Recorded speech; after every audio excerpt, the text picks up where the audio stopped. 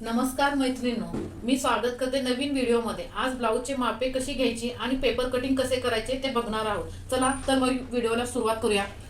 ब्लाऊजसाठी कोणती कोणती मापे लागतात ती मी पहिली तुम्हाला समजावून सांगते। पहिली ब्लाऊजची उंची, 2 नंबरला छाती, 3 नंबरला कंबर, 4 नंबरला बाही, 5 नंबरला दंडघेर, 6 नंबरला पुढचा गळा, 7 नंबरला मागचा गळा, 8 नंबरला मुंढा, 9 नंबरला शोल्डर आणि 10 नंबरला कटोरी। आपण कटोरी ब्लाऊज आज कटिंग करणार आहे, त्यामुळे कटोरीची साईज पण इथे लिहावी लागते। मग तुम्हाला ब्लाऊजवरून मापे कशी घ्यायची ते मी आता दाखवते। हा आपला ब्लाऊज आहे। आता ह्या ब्लाऊजवरून माप कसे घ्यायचे ते मी तुम्हाला दाखवते। पहिली आपल्याला पूर्ण उंची घ्यायची। पूर्ण उंची म्हणजे हा शोल्डर आहे, शोल्डर पासून कमरेपर्यंत ह्या ब्लाऊजची उंची मोजायची आपल्याला। ह्या ब्लाऊजची उंची आहे 14। मग आपण जो 1 नंबर टाकलेला आहे तिथे लिहायचं 14। नंतर आपल्याला छाती मोजून घ्यायची आहे।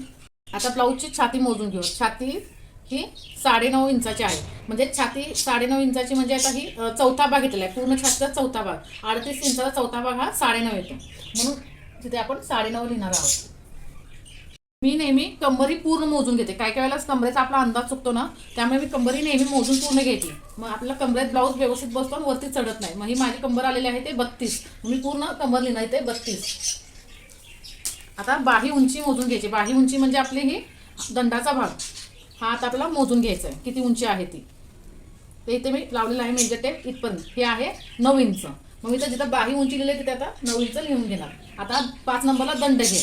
मग बाहीचा दंडघेर किती आहे, म्हणजे जिथून शिलाई केलेली आहे तिथूनच मोजायचं तर किती आहे 5.5। मग आपण इथे 5.5 लिहून घेणार आहे। आता आपण दंडघेर झाल्यावर आता आपण पुढचा गळा मोजून घेणार आहे। पुढचा गळा हा 6.5 इंचाचा आहे। बरोबर ही लाईन 7.5ची इथपर्यंत जाते। असं घेतलं तर हे 7.5 पर्यंत जातं आणि सरळ धरलं तर 6.5, म्हणजे हे असा पॉईंट असा पकडायचा सरळ रेषेत। जो येईल तो मेजरमेंट घ्यायचा। आता हे किती आलेलं आहे 6.5। मग आपण इथे 6.5 घेणार आहे। तसंच पाठीमागचा गळा हे आपल्याला मोजायचा आहे। पाठीमागचा गळा हा 10.5 इंचाचा आहे। हा लाईन इथपर्यंत येते, म्हणजे 10.5 इंचाचा पाठीमागचा गळा आहे।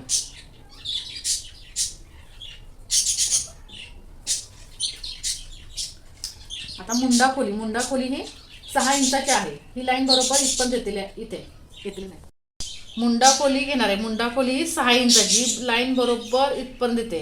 ह्याच्यावरून ठरवायचं की मुंडा खोली किती आहे, म्हणजे ही बरोबर 6 इंचाची। मग आपण 6 इंच घेणार आहे। शोल्डर हा नेहमी आपल्या पाठीमागच्या गळ्यावरती अवलंबून असतो। जर जास्त डीप असेल तर शोल्डर कमी होतो आणि जर कमी असेल तर शोल्डर वाढतो। मग आपल्या इथं शोल्डर हा 5.5 इंच येणार आहे। तुम्हाला जर हे शोल्डरचे माप आणि मुंड्याचे जर चार्ट हवा असेल तर मी काही दिवसांनी तो अपलोड करील चॅनल। आता आपल्या मापामध्ये शेवटचा पॉईंट आलेला आहे कटोरी। कटोरी ही नेहमी मोजूनच घ्यायची। तर ही कटोरी आहे बघा 6 इंचाची। मग आपण ते 6 इंचाचीच घेणार आहे कटोरी। मग हे जे मापे घेतलेले आहेत आपण ब्लाऊजचे, मग ह्या मापानुसार तुम्हाला पेपर कटिंग कशी करायची ते दाखवते। त्याचबरोबर अस्तरवरती कसं ठेवायचं आणि ब्लाऊज पीस कसा कट करायचा तेही दाखवते। चला तर सुरुवात करूया। आता आपण पेपर कटिंग बघणार आहे कटोरी ब्लाऊजची।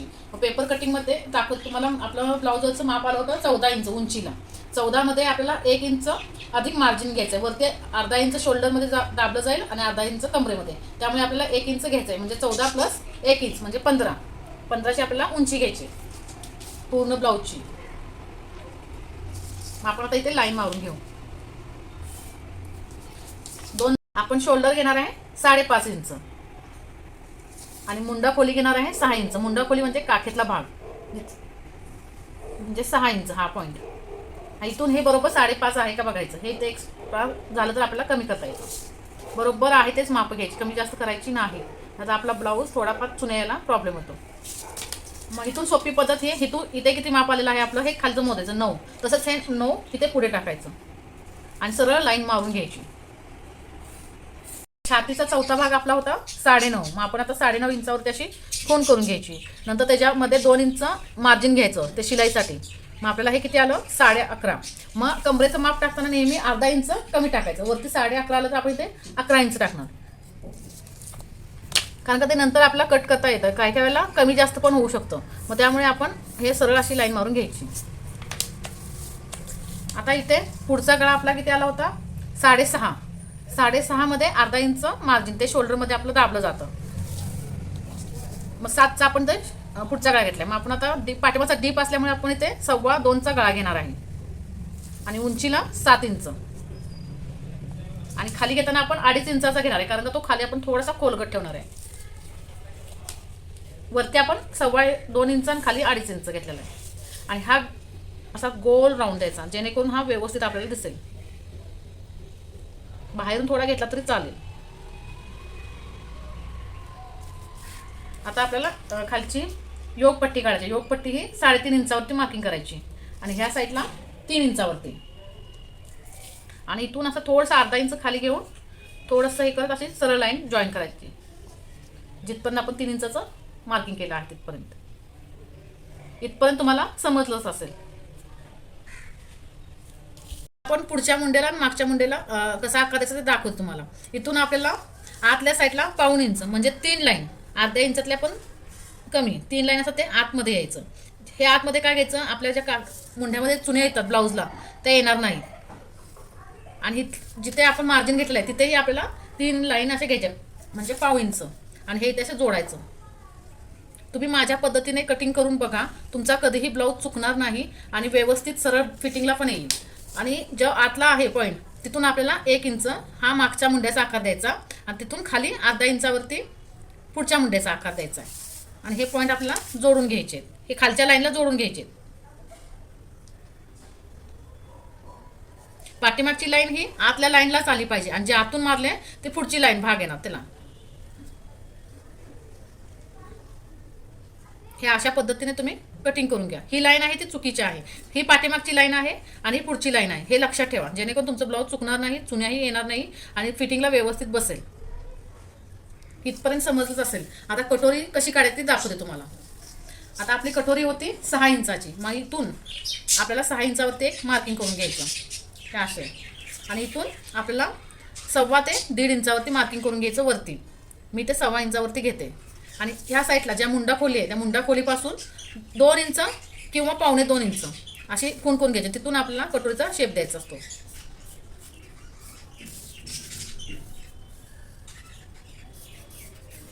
मी 2 इंचावरती मार्किंग करून हा कटोरीचा शेप दिलेला आहे, आकार काढून घेतलेला आहे. पूर्ण असा राऊंडमध्ये आला पाहिजे. याच्यामध्ये आपल्याला पुढचा भाग आणि पाठीमागचा भाग निघणार आहे. फक्त याच्यामध्ये आपण पाठीमागचा गळा काढलेला नाही आहे, तो तुम्हाला नंतर कटिंग करून दाखवते. चला मग आता कटिंग करूया.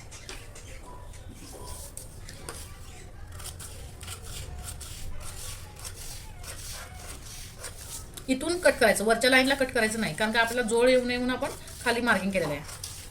हा आपण आता पाठीमागचा पहिला भाग कापून घेतो.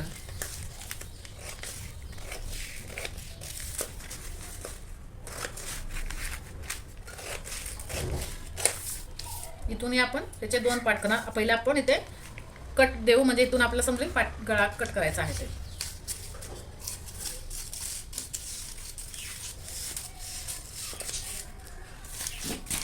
हा आपला तयार आहे पुढचा भाग आणि हा पाठीमागचा भाग. आता पुढच्या भागाची कटोरी आणि खालची पट्टी कट करायची आणि पुढचा गळा आहे.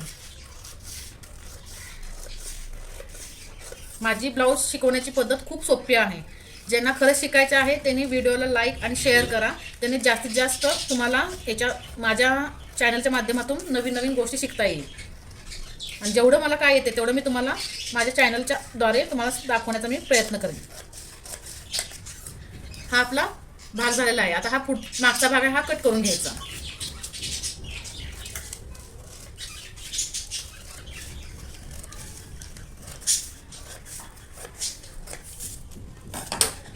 हा आपला पुढचा भाग आहे आणि हा पाठीमागचा भाग. आणि कटोरी ही वाढवावी लागते. ती कशी वाढवायची ते मी तुम्हाला आता दाखवते. आता आपण बाही उंची घेणार आहोत. बाही उंची आपल्या ब्लाऊजची होती 9 इंच. त्याच्यामध्ये आपण 1/2 इंच मार्जिन घेणार आहे.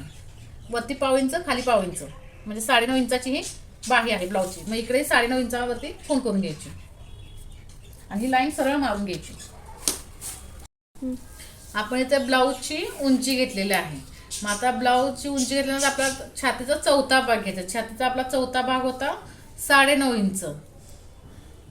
त्याच्यात मी 1 इंच एक्स्ट्रा घेते, कारण का कधी कधी आपल्याला बाही कमी पडते. नवीन शिकणाऱ्याला तर बाही नेहमीच कमी पडते, त्यामुळे एक्स्ट्रा 1 इंच घ्या, जेणेकरून तुम्हाला बाही जोडताना कमी पडणार नाही. इथून आपल्याला आता मध्य काढायचा. 10.5चा मध्य किती येतो 5.25. मग 5.25 पासून खाली 3 इंचावरती घ्यायचं बाहीचे माप टाकायला. आणि इथे 3 भाग करायचे 1-1 इंचावरती. इथे 1 इंचावरती, इथे 1 इंच, हे 3 माप झाले. 1 2 3 म्हणजे 3 इंचाचे 3 भाग. इथून हे अंतर किती आहे 6.5. मग इथेही आपल्याला 6.5 घ्यायचं आणि सरळ लाईन मारून घ्यायची. माझी बाही कटिंग एकदम सोपी आहे, जेणेकरून तुमच्या लवकर लक्षात येईल आणि चुकणारही नाही. इथून आपल्याला जिथून आपल्याला जोड दिलेला आहे पेपरचा, तिथून आपल्याला 1 इंचावरती आणि 2 इंचावरती अशी खूण करून घ्यायची. आणि ह्या साईडला 1.5 इंचावरती. आता हा पार्ट आणि हे पार्ट कसे जोडायचे तुम्हाला दाखवते. पहिला आपल्याला पाठीमागच्या बाहीचा भाग काढणार आहे.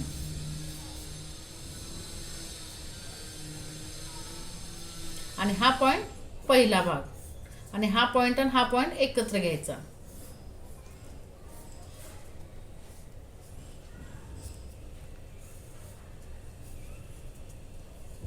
जसा डोळ्याचा आकार किंवा माशाचा आकार असतो ना, त्या पद्धतीने आपण हे कापायचं आणि ते जोडून घ्यायचं. इथं असा अर्धा थोडासा अलगद असा खालून अर्धा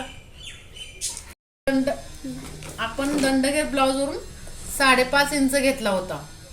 मग 5.5 इंचावरती आपल्याला इथे आता मार्किंग करून घ्यायची. हे 5.5 इंच अधिक त्याच्यामध्ये 2 इंच एक्स्ट्रा शिलाई मार्जिन. हा पॉइंट आणि हा पॉइंट आपल्याला जोडून घ्यायचा आहे. हा अशा पद्धतीने हाच फक्त जोडा. इथे एक्स्ट्रा मार्जिन आपल्याला राहतच, नंतर शिलाईनंतर आपण कट करू शकतो. पण आपल्याला एक्स्ट्रा मार्जिन असलेलं तर कधीही चांगलं, कारण का कमी कपडा पडू नये ह्याच्यासाठी. जर नवीन शिकणार आहात तर तुम्ही 2 इंचच ठेवा, कारण का कधी कधी आपल्याला अंदाज येत नाही आणि आपला कपडा कमी पडतो. हे इथे कट करताना थोडंसं अलगद आतल्या साईडला थोडासा कर्व आकार द्यायचा आणि नंतर पाठीमागचा भाग कट करायचा.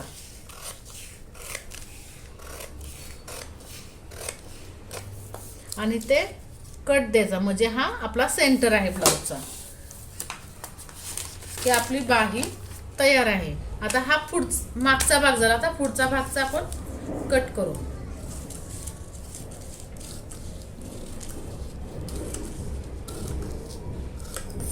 जर तुम्हाला पुढचा आणि पाठीमागचा भाग समजत नसेल तर तुम्ही इथे खूण करून घ्या, इथे क्रॉस लाईन द्या, नाहीतर कटही करू शकता, जेणेकरून तुमचा पुढचा भाग असा लक्षात राहील. कधी कधी शिलाई करताना आपल्या लक्षात राहत नाही, त्यामुळे पाठीमागचा भाग पुढचा भाग कोणताही समजत नाही. जो कमी आहे तो पुढचा भाग, जो जास्त आहे तो पाठीमागचा भाग. अशा पद्धतीने आपल्या लक्षात येईल.